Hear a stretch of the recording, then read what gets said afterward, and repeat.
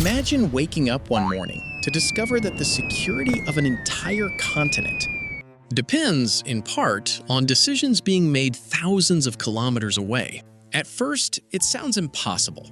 Europe is home to some of the world's largest economies, advanced militaries, cutting-edge technology, and over 450 million people.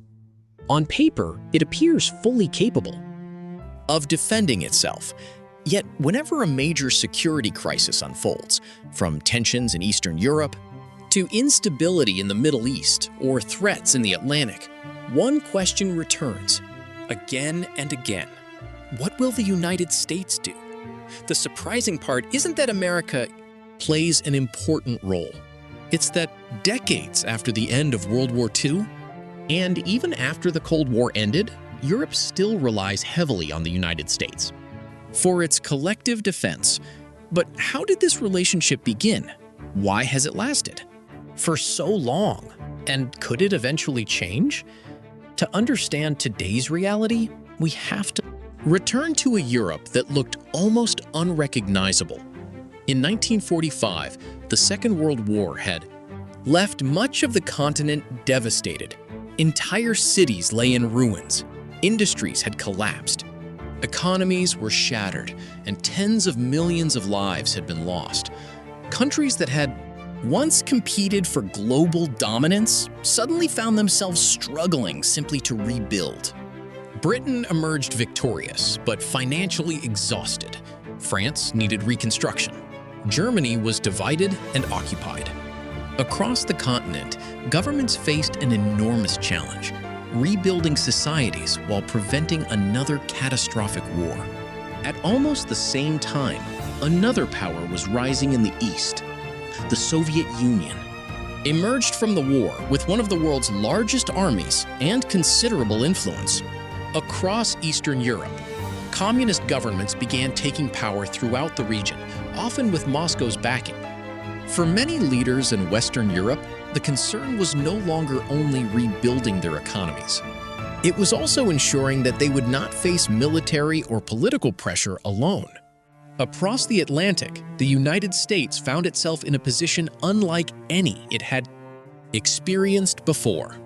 Unlike many European nations, its homeland had escaped wartime destruction.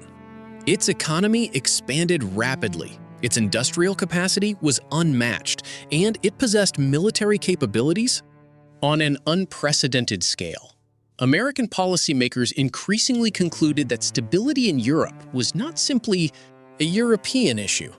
They believed that instability could eventually threaten broader international security and American interests as well. This thinking led to one of the most significant military alliances in modern history. In 1949, 12 countries signed the North Atlantic Treaty, creating NATO. At the heart of the alliance was a remarkably simple idea: if one member were attacked, the others would regard it as an attack against them all. This principle became known as collective defense. More importantly, it meant that the United States committed itself to the security of Western Europe. But military alliances are more than signatures on paper. They require forces, logistics, planning, intelligence, and political commitment. Over the following decades, American troops, aircraft, ships, and nuclear capabilities became deeply integrated into Europe's security architecture. Military bases appeared across several European countries. Joint exercises became routine. Intelligence sharing expanded. Command structures evolved so that forces from different nations could operate together if necessary. At first glance, his arrangement seemed temporary, a response to the specific conditions of the Cold War.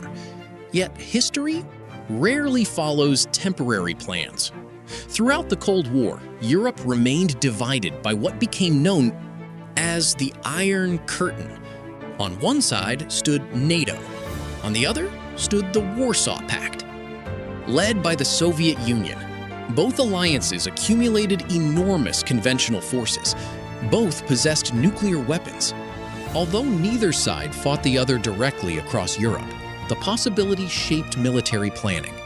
For decades, because of America's economic strength and military resources, the United States gradually assumed responsibilities that went beyond simply contributing troops. It invested heavily in strategic airlift, satellite surveillance, missile defense research, intelligence collection, long-range logistics, naval power, and nuclear deterrence. These capabilities are expensive, technologically demanding, and difficult to duplicate quickly. Over time, many European countries focused on building capable national militaries while relying on the alliance, and particularly the United States, for many of these high-end functions. Then, something unexpected happened. The Soviet Union collapsed in 1991. Many people assumed NATO's original purpose had disappeared. If the Cold War was over, surely Europe would begin providing most of its own defense. Instead, the opposite happened in many respects. Without the immediate threat of a rival superpower on Europe's borders, governments across the continent began reducing military spending. This became known as the peace dividend. Resources previously devoted to defense were redirected toward healthcare, education, infrastructure, and economic development. From a domestic political perspective, the decision often seemed logical. Citizens wanted improved living standards more than larger armies. Meanwhile, the United States maintained significant global military capabilities because America was already investing heavily in worldwide operations from East Asia to the Middle East. It continued funding advanced technologies, strategic transport, intelligence networks, aircraft carriers, long-range bombers, and other capabilities that few countries could easily replicate. Gradually, a pattern emerged. Europe retained many highly professional armed forces, but the United States continued providing a large share of the alliance's strategic backbone. This dependence isn't always obvious, because defense involves much more than counting soldiers. Imagine trying to move thousands of troops, tanks, helicopters, fuel, medical facilities, and ammunition across an entire continent within days. That requires enormous transport aircraft, cargo ships, logistics planning, satellite communications, secure digital networks, and years of coordinated preparation. Building this infrastructure costs billions of dollars and requires decades of investment. The same applies to intelligence. Modern security increasingly depends on information gathered from satellites, reconnaissance aircraft, cyber capabilities, electronic surveillance, and global intelligence partnerships. The United States operates abroad, one of the world's largest intelligence networks, providing information that benefits alliance planning. Then there is nuclear deterrence.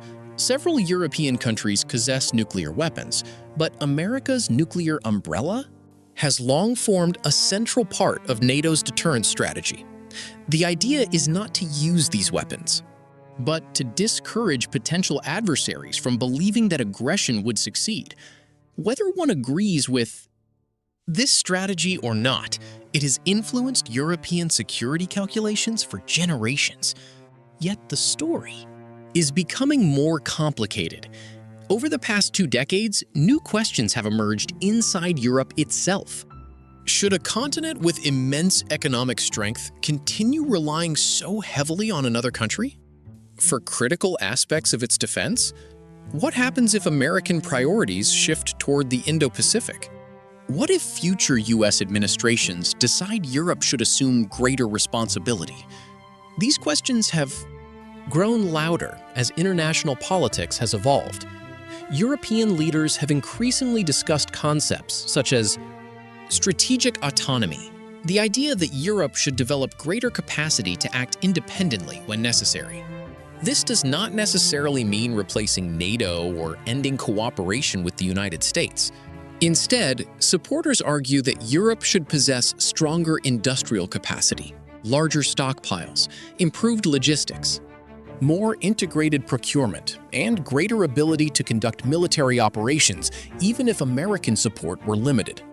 However, turning that vision into reality is far more difficult than announcing it. Europe is not a single country. It consists of sovereign nations with different histories, threat perceptions, political priorities, military traditions, and budget decisions. Countries closer to Russia often emphasize Southern European nations may focus more on migration, instability in North Africa, or Mediterranean security. Others prioritize cyber defense, maritime security, or peacekeeping missions. Reaching consensus among dozens of governments inevitably takes time. Defense industries also remain fragmented. Instead of producing standardized equipment under one unified system, Europe manufactures numerous tank models, aircraft types, naval platforms, armored vehicles, and weapons systems developed by different countries. While this reflects national industries and technological expertise, it can reduce efficiency compared with larger, unified procurement systems. Economic considerations matter as well. Defense spending competes with healthcare, pensions, education, energy transition, infrastructure, and social programs. Democracies must balance security needs with domestic priorities. Increasing military budgets often requires difficult political choices that governments know voters will closely examine. Meanwhile, security challenges have not remained static. Cyber attacks, disinformation campaigns, terrorism, energy security, artificial intelligence, space infrastructure, and undersea communication cables have all become part of modern defense discussions. Military strength today involves much more than armies crossing borders. It increasingly depends on technological resilience, industrial production, digital security, and the ability to respond across multiple domains simultaneously. The war in Ukraine dramatically intensified these debates. Many European governments accelerated defense spending, announced modernization programs, expanded ammunition production, and reassessed assumptions that had shaped policy for decades. Some countries reconsidered long-standing defense positions, while others strengthened military cooperation. These developments highlighted both Europe's significant capabilities and the practical importance of continued transatlantic cooperation. Still, dependence should not be confused with weakness. Many European countries field highly capable professional militaries with advanced aircraft, submarines, special forces, cyber units. The issue is less about whether Europe possesses capable armed forces and more about the scale of certain strategic capabilities that America currently provides more extensively. Looking ahead, the future remains uncertain. Some analysts believe Europe will gradually assume a larger share of its own defense responsibilities, while preserving NATO as the foundation of collective security. Others argue that growing geopolitical competition will make close cooperation with the United States even more important. There are also those who believe the relationship will evolve into a more balanced partnership rather than one characterized by dependence. No one can predict exactly which path will emerge. International politics rarely follows a straight line. Elections change governments, economies rise and fall, technologies reshape warfare, new crises appear where few expected them. Perhaps that is the most fascinating part of this story. Europe's reliance on American defense was never the result of a single decision made in one meeting room. It was built gradually through war, reconstruction, alliances, economic choices, technological investment, political compromises, and decades of shared strategic planning. Every generation inherited a system shaped by the decisions of the one before it. So when people ask why Europe still depends on America for its defense, the answer isn't simply because it cannot defend itself. The deeper answer is that history created an alliance in which responsibilities became deeply interconnected, capabilities evolved unevenly, and decades of cooperation proved far easier to build than to replace. In the end, Europe's security is not just a story about armies, weapons, or budgets.